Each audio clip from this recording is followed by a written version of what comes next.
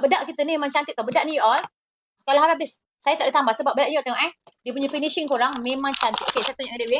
Bedak kita ni, duduk sini Dewi. Kenapa saya kata bedak kita ni bagus? You tengok yang ni kita pakai ni tanpa kita pakai foundation. You ambil bedak ni sikit, you apply.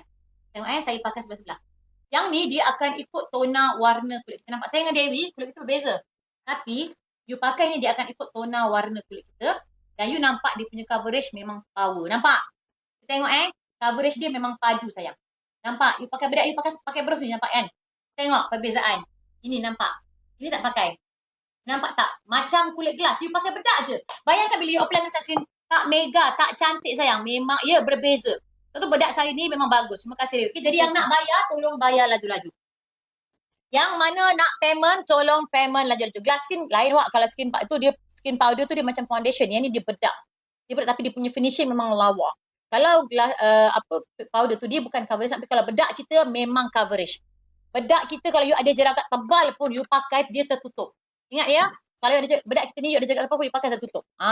Memang dia coverage, dia padu sayang. Dia bukan sampah sayang, ini bukan barang-barang sampah sayang.